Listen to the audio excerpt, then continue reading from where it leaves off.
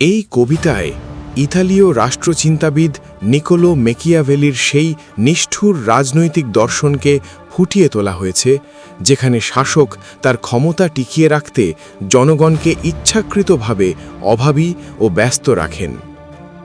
কবিতার মূল বক্তব্য হল, একজন মানুষ যখন ক্ষুধার্ত থাকে এবং বেঁচে থাকার ন্যূনতম রসদ জোগাড় করতে দিন-রাত হাড়ভাঙা পরিশ্রম করে, তখন তার পক্ষে শাসকের অন্যায়ের বিরুদ্ধে বিদ্রোহ করা বা রাষ্ট্র নিয়ে চিন্তা করা অসম্ভব হয়ে পড়ে।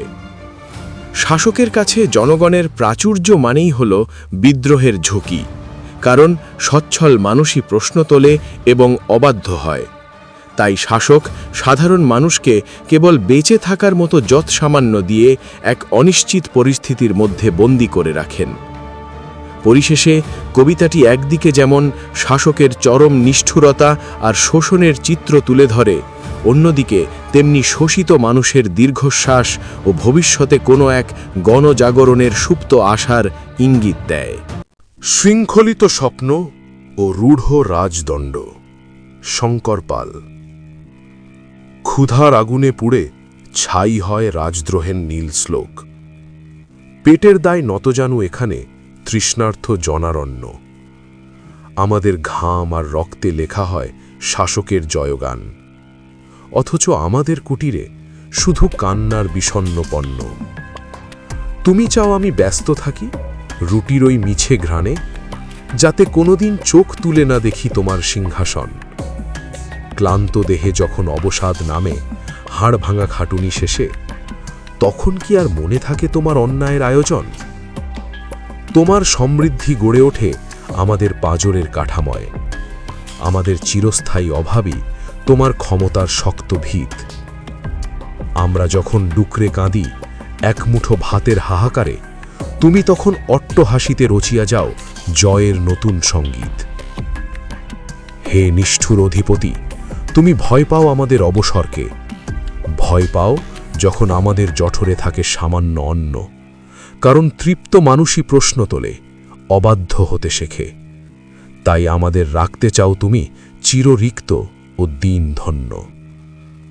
শ্রমিকের ওই হাত দুটি আজ বিচার চাইতে ভুলে গেছে, সে কেবল এক প্রহর শান্তির ঘুমের কাঙাল হয়ে বাঁচে।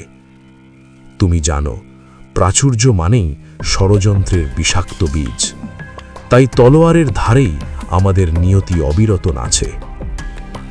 তুমি বলো, জীবিত রাখো কিন্তু বিকশিত হতে দিও না।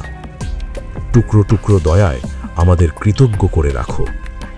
পেট ভরা মানুষ নাকি অলস হয়, অবাধ্যতায় মাতে। তাই দয়া করে আমাদের ভাতের থালাটি শূন্যই রাখো।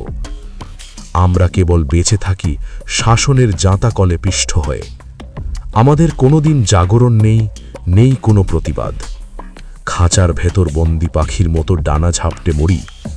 আমাদের আকাশে কেবল তোমার দম্ভের কাল বৈশাখী উন্মাদ। ইতিহাসের পাতায় তুমি লিখে রাখো শোষণের ব্যাকরণ। মেকিয়াভেলির মন্ত্রে সাজাও তোমার রাজকীয় প্রাসাদ। আর আমরা কেবল এক জীবন্ত হাহাকার, যাদের স্বপ্নের সমাধি হয়ে যায় তোমার ক্ষমতার রোষাতল। হয়তো কোনোদিন এই ক্লান্ত দেহগুলো জেগে উঠবে, হয়তো কোনোদিন ক্ষুধার জ্বালা আগ্নেয়গিরি হবে। সেদিন তোমার সিংহাসন আর তলোয়ারের তীক্ষ্ণ ধার আমাদের গণজোয়ারে বালির বাঁধের মতো ধুয়ে যাবে।